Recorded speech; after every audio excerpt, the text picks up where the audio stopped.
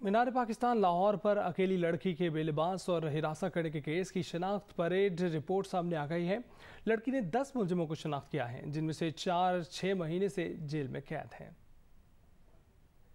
लाहौर के greater Iqbal park में दस्तराजी का निशाना बनने वाली खातून आयशा अकरम की शनाख्त परेड की रिपोर्ट मंजर आम पर आ गई। रिपोर्ट में बताया गया कि आयशा अकरम ने अपने 3 साथियों बिलाल, रैम्बो और सद्दाम की मौजूदगी में मुलजिमों को शनाख्त किया। आयशा ने जिन 6 मुलजिमान को शनाख्त किया, इनमें शहरयार, मेहरान, आबिद, अरसलान, साजिद और इफ्तिखार शामिल हैं। आयशा अकरम ने मुलजिमों के किरदार भी वाजे किए। आयशा ने बताया कि इफ्तिखार ने इसके कपड़े फाड़े, अरसलान ने तशद्दुद किया, शहरयार ने धक्के देकर जंगले से मारा, मेहरान ने ज़दोकोप किया, आबिद ने सेल्फियां ली और गलत हरकत की, जबकि मुलजिम साजिद ने लड़कों को उकसाया। आयशा अकरम ने कुल 10 मुलजिमों की तरफ इशारा किया कि ये लोग इससे दस्तराजी में मुलविस हैं। ताहम चेक करने पर मालूम हुआ कि इन 10 में से 6 मुलजिम तो ग्रेटर इकबाल पार्क की वीडियो से शनाख्त करके पकड़े गए थे। ताहम 4 ऐसे कैदी इनमें शामिल किए गए थे जो 6-6 माह से जेल में बंद हैं। जेल हुकाम के मुताबिक शनाख्त परेड का असूल है कि इसमें कुछ ऐसे अफराद भी शामिल कर दिए जाते हैं जो मौके पर मौजूद ही ना हो, ताकि शनाख्त परेड की सेहत का अंदाजा लगाया जा सके। शाहिद हुसैन, जियो न्यूज़, लाहौर। सेनेटर वलीद इकबाल की सदारत में सेनेट की कमेटी बराए इंसानी हकूक़ का इजलास हुआ, जिसमें वफाकी वज़ीर इंसानी हकूक़ शीरी मज़ारी ने पंजाब में ख़वातीन के पब्लिक पार्क्स में दाखिले के औकात कार मुकर्रर करने का फैसला मुस्तरद कर दिया। इस मौके पर सेनेटर मुशाहिद हुसैन ने बताया कि कीनिया की हाई कमिश्नर के साथ भी 14 अगस्त को इस्लामाबाद के लेक व्यू पार्क में बदसलूकी की गई। वक़ार सत्ती रिपोर्ट करेंगे। सेनेटर वलीद इकबाल की ज़ेर सदारत सेनेट की इंसानी हकूक़ कमेटी का इजलास मीनार पाकिस्तान पर खातून के साथ बदसलूकी केस पर पेशरफ्त और मुल्क में इस तरह के बढ़ते वाक़यात का जायजा लिया गया। वफाकी वज़ीर इंसानी हकूक़ शीरी मज़ारी ने कहा, पंजाब में ख़वातीन के पार्कों में दाखिले के औकात कार मुकर्रर करने का फैसला काबिल कबूल नहीं। मर्द अपने आप को कंट्रोल नहीं कर सकते तो घर बैठ जाएं। ख़वातीन पर पाबंदियाँ क्यों लगाई जाएं। चेयरमैन कमेटी वलीद इकबाल ने भी इनके मौक़िफ़ की तायीद की। नून लीग के रुकन मुशाहिद हुसैन ने इंकिशाफ किया कि गुज़िश्ता दिनों कीनिया के डिप्टी हाई कमिश्नर ने उन्हें बताया कि 14 अगस्त को लेक व्यू पार्क इस्लामाबाद में इनके साथ भी बदसलूकी की गई। इनके साथ ड्राइवर और एक साथी भी था। इसके बावजूद लोगों ने इनके बाल नोचे और हाथापाई की। चेयरमैन कमेटी ने कहा, ये बहुत संजीदा मामला है। ख़वातीन से बदसलूकी का माहौल बनता जा रहा है और गैर मुल्की सफारतकार भी इसका शिकार हो रहे हैं। पाकिस्तान को अमेरिका की जानिब से चाइल्ड सोल्जर लिस्ट में शामिल करने पर सेनेट की कायमा कमेटी ने इजहार तशवीश करते हुए अमेरिकी वज़ीर दिफा को खत लिखने का फैसला भी किया है। पाकिस्तान और तुर्की मिलकर, क्योंकि हम दोनों बरादर मुल्क हैं, हम ये मौक़िफ़ अमेरिका से उठाएं और मुश्तरका मौक़िफ़ इख्तियार करें, क्योंकि हमसे दोनों से ज्यादती हुई। दोनों मुसलमान मुल्क हैं, वो नेटो का भी है और हम भी उनके हलीफ समझे जाते हैं। और दूसरी बात यह है कि हमने जो चेक किया कि किस बुनियाद पर ये आपने डाला है इस लिस्ट में, और वो कहते हैं कि वो खुद चेक करते हैं अमेरिकन एम्बेसी के लोग, और दूसरा यूनाइटेड नेशंस रिपोर्ट्स आती हैं या इंटरनेशनल एनजीओज की रिपोर्ट आती है। तो हमने कहा वो कौन सी रिपोर्ट है, कौन सी तहकीक हुई है, कौन सी फैक्ट्स के ऊपर ये फैसले हुए, हमें वो सबूत चाहिए। वफाकी वज़ीर इंसानी हकूक़ शीरी मज़ारी ने कहा, अमेरिका ने पाकिस्तान पर गलत इल्ज़ाम लगाया है। पाकिस्तान चाइल्ड सोल्जर के हवाले से अक़वाम मुत्तहिदा के चार्टर पर मुकम्मल अमल दरामद कर रहा है। मुशाहिद हुसैन सैयद बोले, आजकल तो हुकूमत के अमेरिका से बहुत मसाली ताल्लुकात हैं, इनके साथ ये मामला क्यों नहीं उठाते। शीरी मज़ारी बोली, खाक मसाली ताल्लुकात हैं। 2018 से अब तक पाकिस्तान में कोई अमरीकी सफ़ीर ही नहीं। चाइल्ड सोल्जर लिस्ट के मामले पर वज़ारत दिफा के साथ मिलकर इक़दामात करेंगे। वक़ार सत्ती, जियो न्यूज़, इस्लामाबाद। मारूफ मॉडल और अदाकारा महरीन सैयद ने ख्वाजा सराओं को हुनरमंद बनाने का बीड़ा उठा लिया। वो अपनी तरबियत गाह में ख्वाजा सराओं को मुख्तलिफ हुनर सिखाती हैं। कहती हैं कि लोग ख्वाजा सराओं से मुतल्लिक अपनी सोच बदलें ताकि ये भी मुआशरे के मुफीद शहरी बन सकें। लाहौर से नवीन अली की रिपोर्ट। सराओं का शुमार मुआशरे के पिसे हुए तबकात में होता है। मॉडल और अदाकारा महरीन सैयद ने उन्हें खुद मुख्तार बनाने की कोशिशों का आगाज कर दिया। महरीन सैयद ने लाहौर में ख्वाजा सराओं के लिए तरबियत गाह बनाई, जहां वो मेकअप के साथ साथ ग्रूमिंग क्लासेस भी लेते हैं। महरीन सैयद कहती हैं कि ख्वाजा सराओं को जहां तरबियत की जरूरत है, वहां मुआशरे को भी उनसे मुतालिक राय बदलनी होगी। सोसाइटी प्लीज इनको एक्सेप्ट करे, इनकी पहचान को एक्सेप्ट करें और इनको आगे बढ़ने के मौके दें, इनको रोजगार दें। तरबियत हासिल करने वाले ख्वाजा सरा कहते हैं कि अब वो अपनी जिंदगी में नुमाया फर्क महसूस करते हैं। पहले की ज़िंदगी हमारी बहुत डिफ़िकल्ट थी, मतलब कि हमें कोई रोज़गार नहीं मिलता था। हमने कोर्स किया और अब हम एक खुद मुख्तार ज़िंदगी गुजारे हैं। जब हमने सीखा, काफ़ी हमारे जो इर्द गिर्द के जो हमारे मोहल्लेदार थे, जो जानने वाले थे, उन्होंने बहुत हमें अप्रिशिएट किया। यहाँ से सीखने के बाद अब मैं खुद मुख्तार हूँ और मतलब मैं अच्छा रोज़गार कमा रही हूँ। महरीन सैयद कहती हैं कि वो ख्वाजा सराओं को हुनर बख्श बनाकर बाइज्जत रोजगार की फराहमी में उनकी मदद भी करती हैं। ख्वाजा सराओं को मुआशरे का मुफीद शहरी बनाने और आम आदमी की तरह इज्जत का मुकाम दिलवाने के लिए अमली इक़दामात की ज़रूरत है। कैमरामैन मोहम्मद रेहान के साथ नवीन अली, जियो न्यूज़, लाहौर। वज़ीर-ए-आज़म इमरान खान ने कहा है कि सिविल और फौजदारी कवानीन में इस्लाहात ला रहे हैं। इस्लाहात से अदालतों पर मुकदमात का बोझ कम हो जाएगा। वकला तंजीमें हुकूमत का साथ दें। वज़ीर-ए-आज़म से सुप्रीम कोर्ट बार एसोसिएशन की एग्जीक्यूटिव कमेटी के अरकान की मुलाकात। वज़ीर-ए-आज़म ने कहा कि माजी में मुफाद परस्त अनासिर ने कानून का गलत इस्तेमाल किया, कमज़ोर तबकात का इस्तेहसाल किया जाता रहा।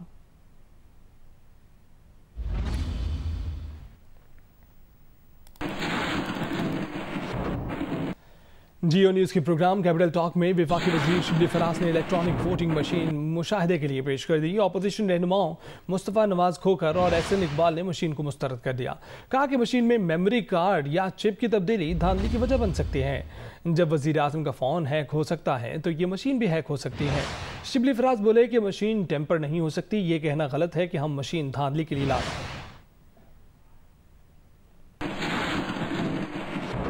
फराज साहब ज़रा काइंडली बताइएगा कि ये डाला कैसे जाता है वोटर्स का। सर इसमें सबसे पहले प्रोसेस है जो इलेक्शन कमीशन ने अभी हमसे ये लिया नहीं है, पर हम लोगों ने ये पहले रेडी किया हुआ वोटर वेरिफिकेशन, जिसके ऊपर बुनियादी सारे सवाल उठ रहे हैं कि वोटर वेरिफिकेशन पुराने निज़ाम से होगी, उसी में सारी रेगिंग हो सकती है। जी मैं आपकी बात बिल्कुल सर भाई माजरत चाहता हूँ, बहुत माजरत चाहता हूँ, हाथ बंदे हुए आपके साथ। जी एहसन साहब ने कहा we would have found it reassuring कि यही गुफ्तगू अगर ईसीपी कर रहा होता। ये मेरे भाई ने बहुत अच्छा काम किया होगा, इन्होंने बहुत अच्छी मेहनत के साथ इनकी सारी टीम ने ये मशीन तैयार की होगी।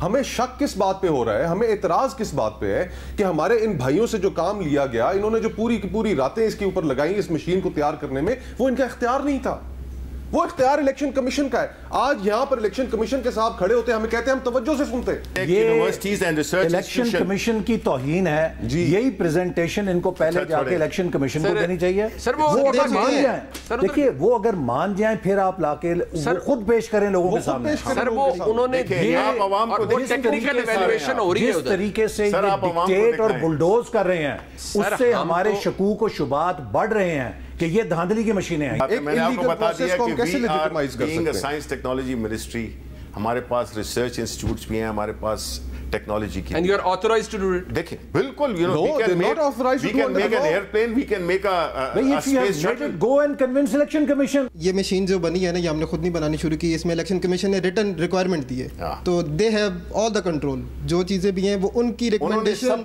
सारी कंडीशंस जो उन्होंने दी है उसके मुताबिक हमने खुद नहीं शुरू किया।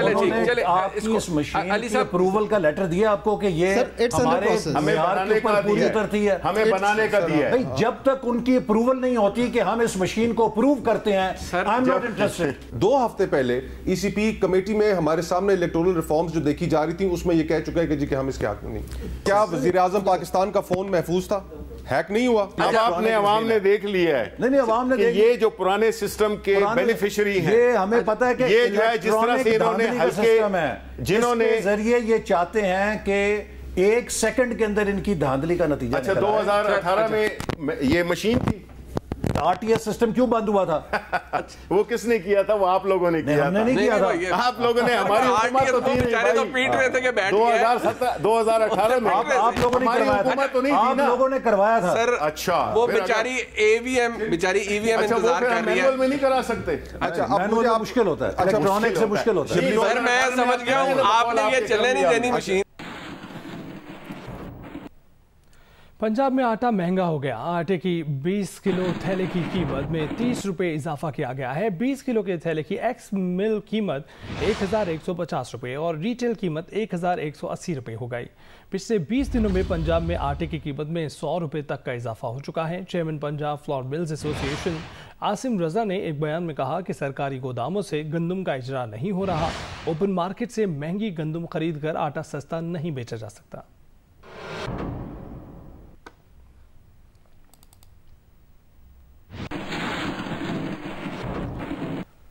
रुक करते हैं अमेरिका का, जिसके शहर न्यूयॉर्क में तूफान आइडा के बाद सैलाबी रैलों का राज है। न्यूयॉर्क में सबवे स्टेशन, एयरपोर्ट, नदी नालों में तब्दील हो गए हैं। सड़कें दरिया बन गई हैं। शहर में सबवे स्टेशन बंद कर दिए गए हैं। मुख्तलिफ वाक़यात में अब तक 25 अफराद जान से भी चले गए। शहर में हंगामी हालत नाफिज कर दी गई है। अमेरिका की कई दीगर रियासतें भी समुद्री तूफान आइडा की जद में है। तफसीलात जानते हैं इस वक्त न्यूयॉर्क में ही मौजूद जियो न्यूज़ के नुमाइंदे अजीम मियाँ से। अजीम मियाँ, बताइएगा इस हवाले से मजीद क्या अपडेट्स हैं आपके पास? जी, सिर्फ शहर न्यूयॉर्क ही में जो है ये इमरजेंसी डिक्लेयर नहीं हुई। फिलाडेल्फिया जो कि रियासत पेंसिल्वेनिया में है, वहां से लेकर न्यू जर्सी और न्यू जर्सी से न्यूयॉर्क, बल्कि इसे इस तूफान को कहा जा रहा है कि बाल्टीमोर टू बॉस्टन, ये तबाही फैल गया है हर जगह और चंद घंटों के अंदर ये तबाही हुई है। रात जो है वो इंतहाई तेज बारिश जो है वो 3 इंच से लेकर 8 इंच तक मुख्तलिफ जगहों पे गिरी और जिसकी वजह से शहर में जो है वो सैलाब पूरा आ गया और सबवे का जो है, सबवे के स्टेशन जो हैं वो भी पानी में डूब गए। सबवे सिस्टम को बंद करना पड़ा, MTA को बंद करना पड़ा और मतलब उसके अलावा जो है शहर में ट्रांसपोर्ट का ये हाल है कि कनाडा तक जाने वाला जो हाईवे 87 कहलाता है उस पर सैकड़ों ट्रक, ट्रेलर्स, बसें और गाड़ियां जो हैं लोगों को छोड़कर पनाह के लिए भागना पड़ा क्योंकि वो सैलाब से फ्लडेड है। हजारों गाड़ियां जो हैं वो हर जगह छोटे बड़े शहर के अंदर या पार्कशुदा हालत में पानी में डूबी हुई नजर आती हैं और कई इलाकों में जो है, जिसमें सदर बाइडन का इलाका विल्मिंगटन डेलावेयर जो है स्टेट वो भी शामिल है, वहां पर कश्तियां चल रही हैं। कश्तियों के जरिए लोगों को अपना घरों में से उनके निकाला जा रहा है और हवा के चक्कर से जो है वो घरों की छतें उड़ गई हैं, प्रॉपर्टी तबाह हुई है, बड़ी बिल्डिंग्स जो है उसकी वो आबादी का मसला हुआ है और उसके अलावा जो लोग बेसमेंट्स वगैरह में रहते हैं उनके लिए भी जो है वो फ्लड गटर में से मतलब है निकलकर पानी ने उबलना शुरू कर दिया। उसकी वजह ये थी कि सीवरेज सिस्टम जो है उसने बिल्कुल जवाब दे दिया। वो शहर का सारा सीवरेज सिस्टम जो है वो नाकारा रात हो गया था जब तक ये बारिश होती रही। उसके बाद में कहीं से निकासी हुई, लेकिन अभी भी शहर की शाहराहों पर, कौमी शाहराहों पर, इंटर स्टेट हाईवेज पर सब जगह जो है वो फ्लड की कैफियत तारी है और बहुत सारी जगह पर जमीनी रास्ता भी खत्म हो गया हुआ है। तो इस वक्त अमेरिका जो है मुख्तसर तौर पर ये कि कैलिफोर्निया के जंगलों में आग और साउथ के अंदर जो स्टेट्स हैं वहां पर आइडा पहले तबाही मचा चुका है, जहां ऑयल की पैदावार होती है, जहां गैस की पैदावार होती है। अजीम मियां हमें बता रहे हैं कि बाल्टीमोर टू बॉस्टन आइडा ने तबाही मचा रखी है। बहुत शुक्रिया इस हवाले से आगाह करने के लिए।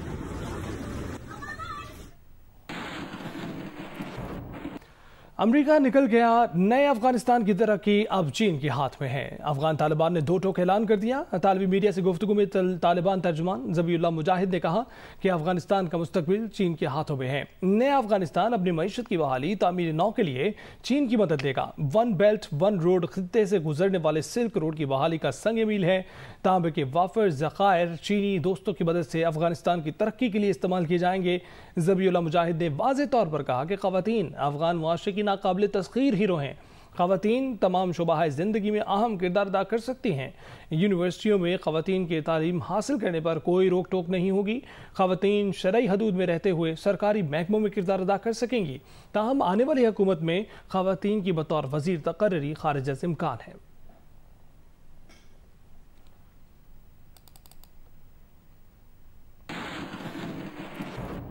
और इससे पहले तालिबान तर्जुमान सुहेल शाहीन ने कहा था कि तालिबान को कश्मीर समेत कहीं भी मुसलमानों के हक में आवाज़ बुलंद करने का हक है।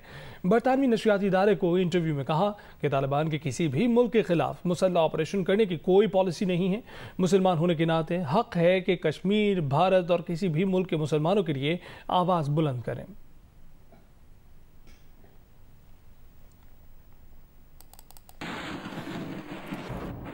अफगानिस्तान की वादी पंजशेर में तालिबान और अहमद मसूद की फोर्सेस में लड़ाई जारी है। इन दोनों जानिब से एक दूसरे के भारी जानी नुकसान के दावे किए जा रहे हैं।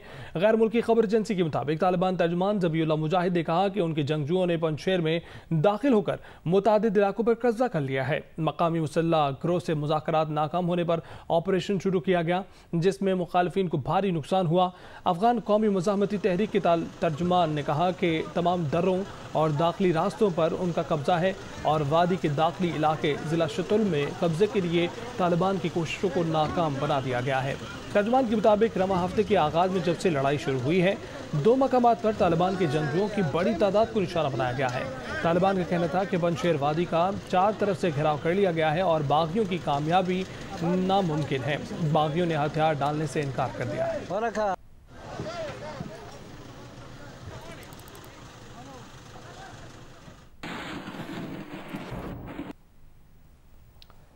कराची की फ़ज़ाओं में जुमेरात की शाम अमरीकी शनूक हेलीकॉप्टर्स की परवाज़ देखी गई। शनूक हेलीकॉप्टर्स शुमाल मशरिक से मगरिब की जानिब जाते देखे गए।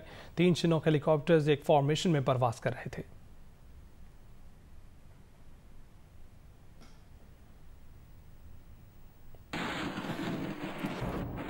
जस्टिस आयशा मलिक ने सुप्रीम कोर्ट में तैनाती के लिए रजामंदी जाहिर कर दी है। जस्टिस आयशा मलिक ने इस बारे में जुडिशल कमीशन को तहरीरी तौर पर आगाह कर दिया है। जस्टिस आयशा मलिक की नामजदगी के लिए जुडिशल कमीशन का इजलास 9 सितंबर को होगा। Justice Ayesha Malik supreme court में तैनात होने वाली पहली खातून जज होंगे।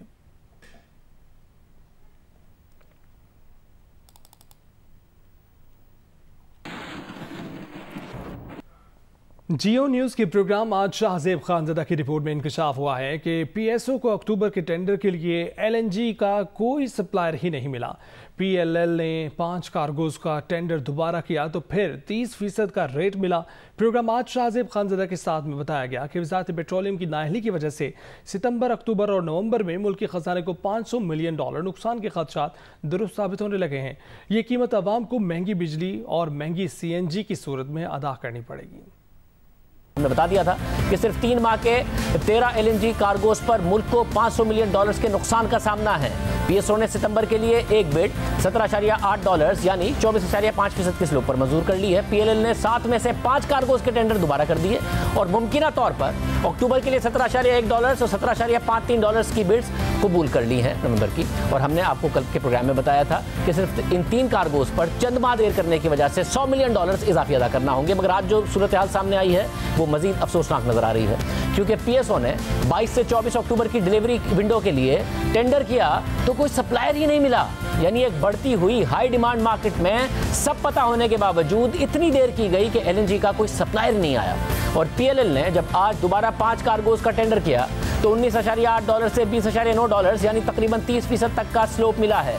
पीएसओ को महंगी कीमत पर एलएनजी नहीं मिली, यानी फर्नेस ऑयल से महंगी बिजली पैदा होगी और नवंबर के लिए पीएलएल के पास कोई ऑप्शन नहीं है। इतनी महंगी एलएनजी लेंगे तो और महंगी बिजली पैदा होगी, नहीं लेंगे तो फर्नेस ऑयल से महंगी बिजली पैदा होगी और सर्दियों में गैस का बहरान अलग पैदा होने का खदशा है। यानी सिर्फ 3 माह के 13 एलएनजी कार्गोज में मुल्क को $500 मिलियन के जिस मुमकिन नुकसान की हमने गुज़िश्ता प्रोग्राम्स में बात की थी, वज़ारत पेट्रोलियम की नाअहली से वो दुरुस्त होती नजर आ रही है। अब हम तैयार हो जाएं, क्योंकि ये कीमत उन्हें महंगी बिजली और महंगी CNG की सूरत में अदा करनी पड़ेगी।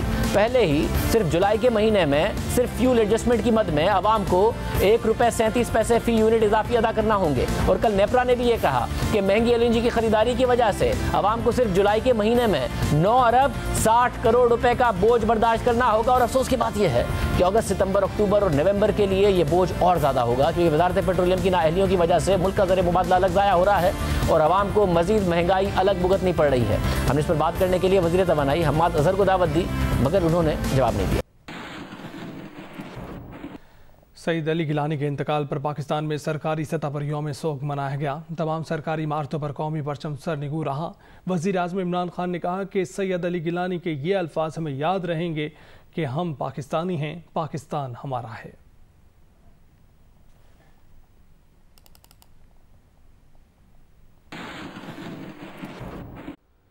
कोयटा से खबर दें आपको, सरेआब रोड पर लकड़ी के टॉल में आग लग गई है। चीफ फायर ऑफिसर के मुताबिक फायर ब्रिगेड की 4 गाड़ियां आग बुझाने के लिए रवाना कर दी गई हैं। लकड़ी के टॉल के करीब पेट्रोल पंप को भी खतरा है। इसी पर मजीद तफसीलात जानने के लिए हमने राब्ता किया है जियो न्यूज़ के नुमाइंदे नदीम कौसर से। नदीम कौसर, बताइएगा आग किस दर्जे की है?